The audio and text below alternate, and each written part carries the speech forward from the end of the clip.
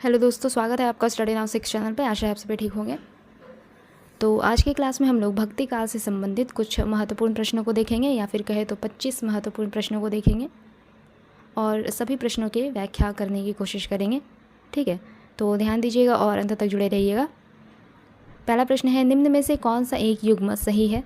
रामानुजाचार्य द्वैताद्वैतवाद, निम्बार्काचार्य विशिष्टता द्वैतवाद, मध्वाचार्य अद्वैतवाद, या फिर वल्लभाचार्य शुद्धाद्वैतवाद। तो इनमें से जो शुद्ध है या फिर इनमें से जो सही है वह है वल्लभाचार्य। वल्लभाचार्य का दार्शनिक मत क्या रहा? शुद्धाद्वैतवाद। वल्लभाचार्य का दार्शनिक मत रहा शुद्धाद्वैतवाद। वल्लभाचार्य द्वारा रचित एक प्रमुख ग्रंथ का नाम अगर हम कहें तो वह है अणुभाष्य।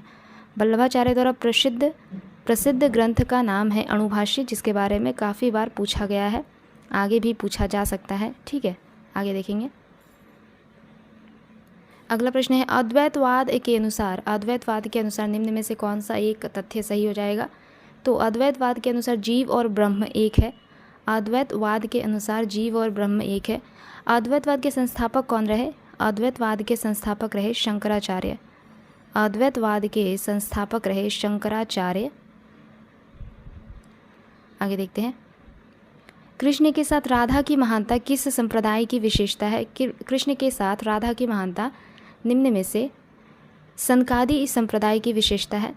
कृष्ण के साथ राधा की महानता किस संप्रदाय की विशेषता है? तो सनकादि संप्रदाय की विशेषता है। या सनकादि संप्रदाय का एक और नाम है, सनकादि संप्रदाय का एक और नाम है निम्बार्क संप्रदाय। ठीक है, निम्बार्क संप्रदाय को सनकादि संप्रदाय के नाम से भी जाना जाता है। निम्बार्क संप्रदाय को सनकादि संप्रदाय के नाम से भी जाना जाता है। निम्बार्काचार्य निम्बार्क संप्रदाय के प्रवर्तक के रूप में जाने जाते हैं। निम्बार्काचार्य निम्बार्क संप्रदाय के प्रवर्तक के रूप में जाने जाते हैं, याद रखिएगा। आगे देखेंगे। अगला प्रश्न है, कमल दल नैनन की उन्मानी बिसरत नाही सखी मुँह मनते मंद मंद मुस्कानी। कमल दल नैनन की उन्मानी बिसरत नाही सखी मुँह मनते मंद मंद मुस्कानी। यह पदचरण किसकी रचना है? तो यह पदचरण रहीमदास की रचना है। ठीक है, इसके अलावा इनके कुछ रहीमदास के कुछ प्रमुख रचनाओं की अगर हम बात करें तो रहीमदास की कुछ प्रमुख रचनाओं की अगर हम बात करें तो रहीम दोहावली, इसके अलावा बरवे नाई का भेद, ये सभी रचनाएं किनके द्वारा रचित है? तो रहीमदास के द्वारा। रहीम दोहावली, बरवे नाई का भेद, मदनाष्टक, इसके अलावा रास पंचाध्यायी।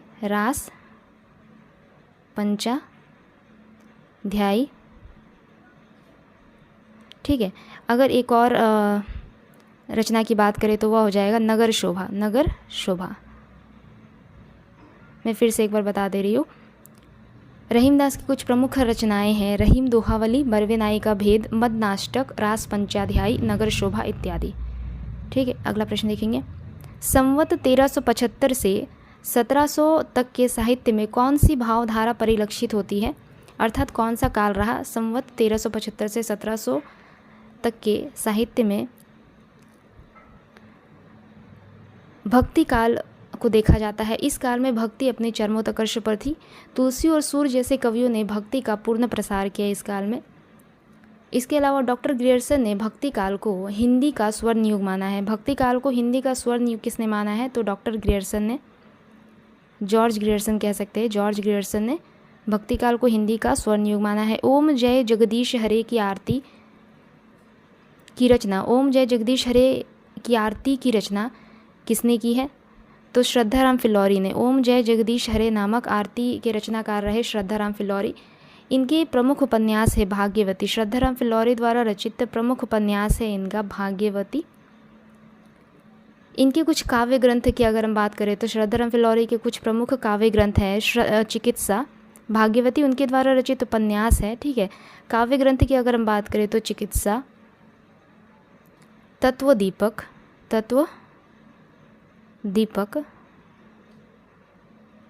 इसके अलावा धर्म संवाद,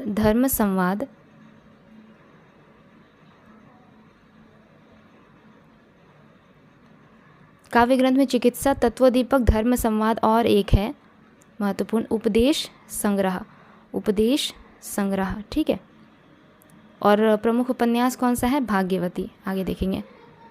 द्वैतवाद के प्रणेता कौन रहे? द्वैतवाद के प्रणेता कौन माने जाते हैं? तो मध्वाचार्य। द्वैतवाद के प्रवर्तक कौन रहे? यानी मध्वाचार्य का दार्शनिक मत क्या रहा? कह सकते हैं हम द्वैतवाद। मध्वाचार्य का दार्शनिक मत रहा द्वैतवाद। इसके अलावा मध्वाचार्य किस संप्रदाय से संबंधित थे? तो ब्रह्म संप्रदाय से। मध्वाचार्य ब्रह्म संप्रदाय से संबंधित थे, ठीक है। वल्लभाचार्य का दार्शनिक मत रहा शुद्धाद्वैतवाद। वल्लभाचार्य का दार्शनिक मत रहा शुद्धाद्वैतवाद। वल्लभाचार्य का दार्शनिक मत क्या रहा? शुद्धाद्वैतवाद।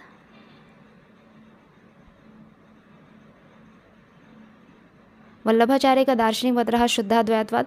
और ये किस संप्रदाय से संबंधित थे वल्लभाचार्य? तो रुद्र संप्रदाय से संबंधित थे। वल्लभाचार्य रुद्र संप्रदाय से संबंधित थे। रामानुजाचार्य का दार्शनिक मत रहा विशिष्टता द्वैतवाद। रामानुजाचार्य का दार्शनिक मत क्या रहा? विशिष्टता द्वैतवाद।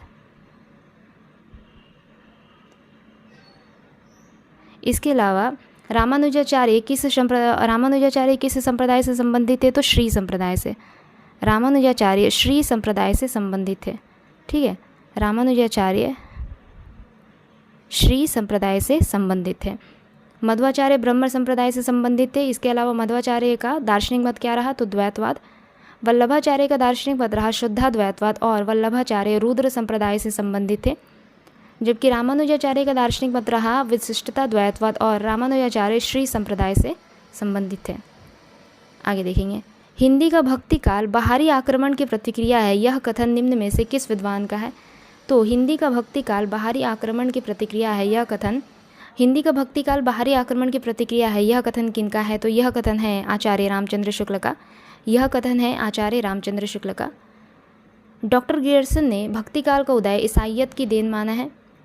हजारी प्रसाद द्विवेदी जी ने क्या कहा है कि भक्ति काल भारतीय चिंतन धारा का स्वाभाविक विकास है। आचार्य हजारी प्रसाद द्विवेदी जी ने माना है कि भक्ति काल भारतीय चिंतन धारा का स्वाभाविक विकास है। आगे देखेंगे। रामानुजाचार्य की श्री संप्रदाय में किसकी उपासना की जाती है? तो रामानुजाचार्य के श्री संप्रदाय में विष्णु की उपासना की जाती है, भगवान विष्णु की उपासना की जाती है श्री संप्रदाय में। श्री रामानुजाचार्य किस संप्रदाय से संबंधित थे? तो श्री संप्रदाय से। ये अर्थात श्री संप्रदाय वाले भगवान श्री राम को विष्णु का अवतार मानते थे, और है भी, ये मानना नहीं है, ये तो सत्य है। इसके अलावा इनका दार्शनिक सिद्धांत विशिष्टता द्वैतवाद रहा। इनमें से कौन अलवार महिला संत है? निम्न में से कौन अलवार महिला संत है? तो आंडाल। अलवार संत दक्षिण के वैष्णव संत है। इनकी संख्या कितनी है? 12। अलवार संत दक्षिण के वैष्णव संत में आते, इनकी संख्या है 12। अलवार दक्षिण की अलवार महिला संत है। आंडाल जो है यह दक्षिण की अलवार महिला संत मानी जाती है। इसके अलावा जबकि सहजोबाई और मीराबाई उत्तर भारत की महिला संत कवि है।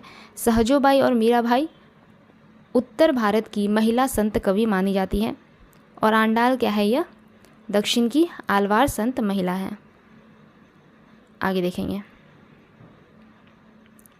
इनमें से कौन वैष्णव भक्ति का आचार्य नहीं है? निम्न में से कौन वैष्णव भक्ति का आचार्य नहीं है? तो शंकराचार्य वैष्णव भक्ति के आचार्य नहीं है। ये अद्वैतवाद, इनका दर्शन क्या रहा? अद्वैतवाद। ये अद्वैतवाद से संबंधित थे।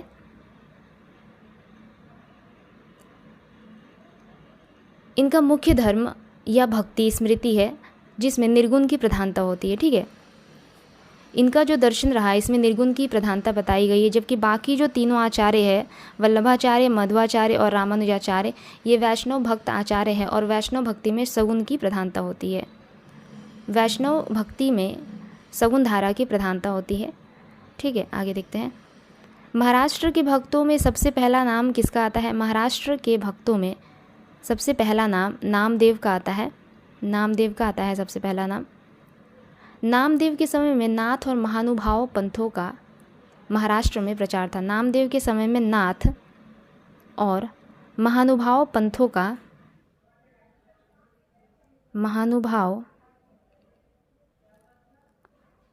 का महाराष्ट्र में प्रचार था। इसके अलावा महाराष्ट्र में उस समय महानुभाव और वारकरी नामक दो संप्रदाय प्रचलित थे। महाराष्ट्र में नामदेव के समय में महानुभाव और वारकरी नामक 2 संप्रदाय प्रचलित थे। ठीक है, ये महत्वपूर्ण है। निम्न में से कौन ब्रह्म संप्रदाय का प्रवर्तक है? इनमें से ब्रह्म संप्रदाय का प्रवर्तक कौन है? तो ब्रह्म संप्रदाय का प्रवर्तक है मध्वाचार्य। मध्वाचार्य ब्रह्म संप्रदाय के प्रवर्तक रहे। मध्वाचार्य का दार्शनिक मत क्या रहा? तो द्वैतवाद। ठीक है, आगे देखेंगे। अगला प्रश्न है, भ्रमर गुफा के लिए दूसरा उपयुक्त नाम क्या है?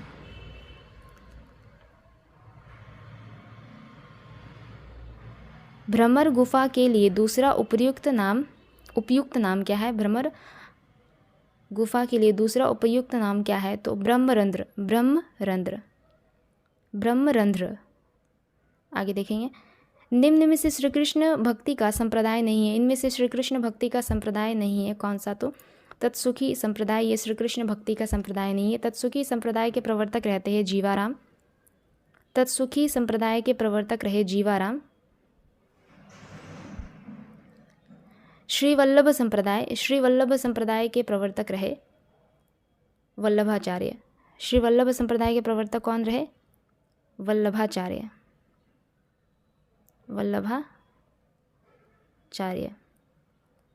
हरिदासी संप्रदाय के प्रवर्तक रहे स्वामी हरिदास। हरिदासी संप्रदाय के प्रवर्तक कौन रहे? स्वामी हरिदास। गौड़ीय संप्रदाय के प्रवर्तक रहते हैं चैतन्य महाप्रभु। गौड़ीय संप्रदाय के प्रवर्तक कौन रहे? चैतन्य महाप्रभु।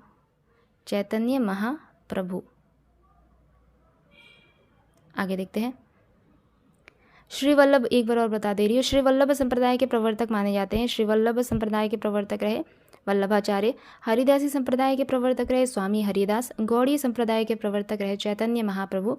जबकि तत्सुखी संप्रदाय के प्रवर्तक माने जाते हैं जीवाराम। तत्सुखी संप्रदाय के प्रवर्तक कौन माने जाते हैं? जीवाराम। ये श्री कृष्ण भक्ति का संप्रदाय नहीं है, तत्सुखी संप्रदाय। बरवे नायिका भेद के रचयिता कौन रहे? रहीमदास। बरवे नायिका भेद के रचयिता रहे रहीमदास। आगे देखेंगे।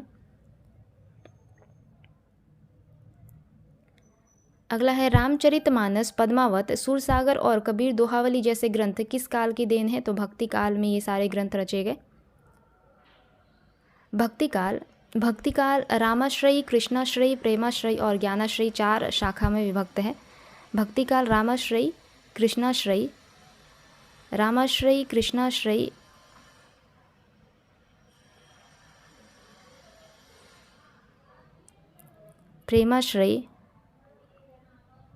ज्ञानाश्रयी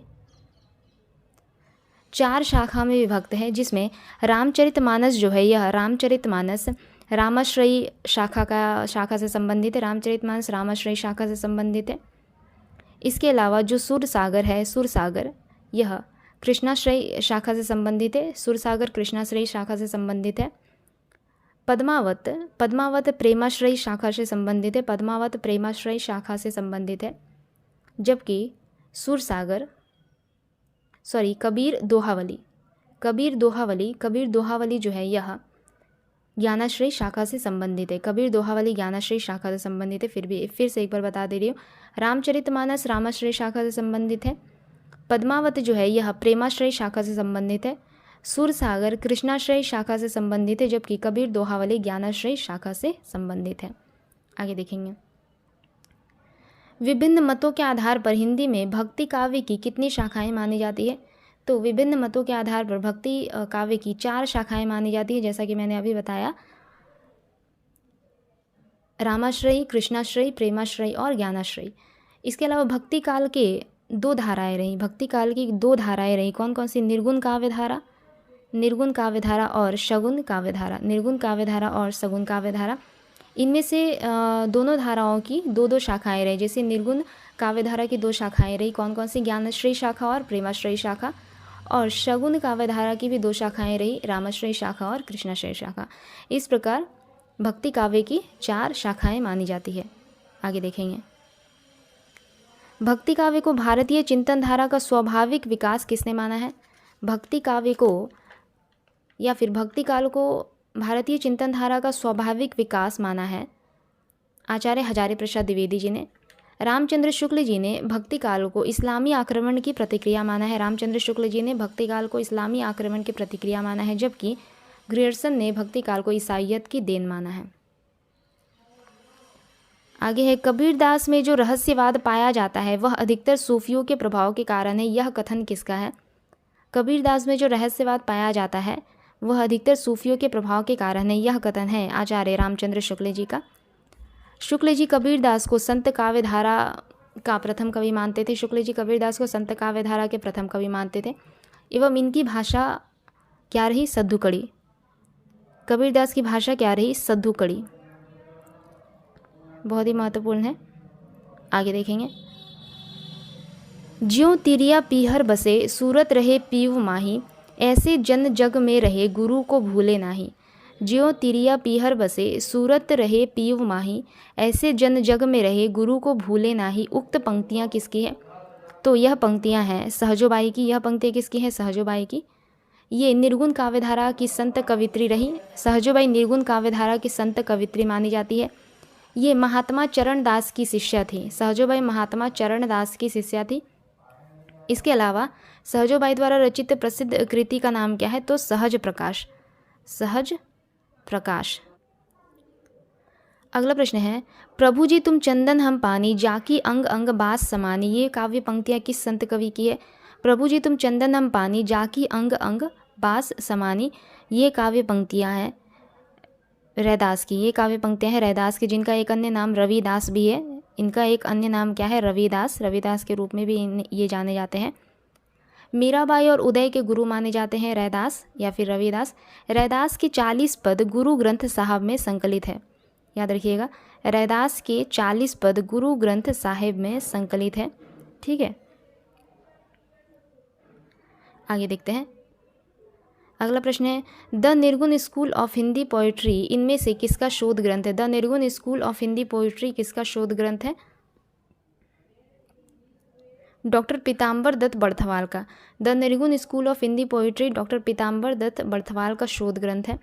ये स्वतंत्र भारत के हिंदी में डी लिट की उपाधि प्राप्त करने वाले प्रथम शोधार्थी माने जाते हैं। ठीक है, इन्हें स्वतंत्र भारत में किस उपाधि से सम्मानित किया गया था? तो डी लिट की उपाधि से इन्हें सम्मानित किया गया था। डी लिट की उपाधि से इन्हें सम्मानित किया गया था। इन्होंने गोरखनाथ की रचनाओं का संपादन गोरखबानी नाम से किया। इन्होंने गोरखनाथ की रचनाओं का संपादन, पीताम्बर दत्त बड़थवाल ने गोरखनाथ की रचनाओं का संपादन गोरखबानी नाम से किया। याद रखिएगा। इसके अलावा ये हिंदी के प्रसिद्ध साहित्यकार, आलोचक एवं निबंधकार माने जाते हैं। इन्होंने डॉक्टर पीताम्बर दत्त बड़थवाल ने कबीर ग्रंथावली एवं रामचंद्रिका का भी संपादन किया। डॉक्टर पीताम्बर दत्त बड़थवाल ने कबीर ग्रंथावली एवं रामचंद्रिका का भी संपादन किया है डॉक्टर पीताम्बर दत्त बड़थवाल ने। आगे देखते हैं। माया महाठगनी हम जानी किस भक्त कवि का कथन है? माया महाठगनी हम जानी किस भक्त कवि का कथन है? तो यह कबीरदास का कथन है। माया महाठगनी हम जानी कबीरदास का कथन है। इस कथन के माध्यम से कबीरदास ने माया का सूक्ष्म विश्लेषण प्रस्तुत करके उसे महाठगनी के रूप में प्रस्तुत किया है, जिसके जाल से केवल गुरु के ज्ञान द्वारा ही बचा जा सकता है। ठीक है, माया के जाल से केवल गुरु के ज्ञान द्वारा ही बचा जा सकता है। आगे देखेंगे। किस संत ने विदेशी आक्रमणकारियों के विरुद्ध आवाज़ उठाई? तो गुरु नानक देव ने विदेशी आक्रमणकारियों के विरुद्ध आवाज़ उठाई थी। इनका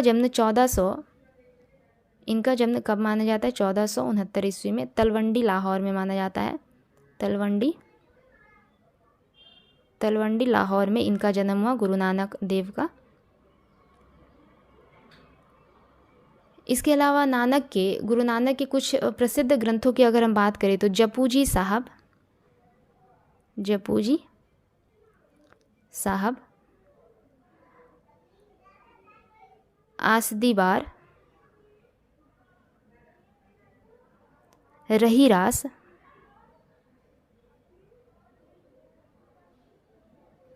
इसके अलावा सोहिला, ये सब किनके द्वारा रचित ग्रंथ है? तो गुरु नानक देव के द्वारा रचित ग्रंथ है। एक और ग्रंथ है नसीहतनामा, ठीक है। सोहिला, जपूजी साहब, रही रास, आसदी बार, इसके अलावा नसीहतनामा, ये सभी ग्रंथ गुरु नानक देव द्वारा रचित हैं। तो आज का यह हमारा अंतिम प्रश्न रहा। अगले क्लास में जल्दी मिलेंगे। तब तक के लिए अगर आप लोगों को हमारी क्लास अच्छी लगे तो लाइक, शेयर और सब्सक्राइब ज़रूर कर सकते हैं। धन्यवाद।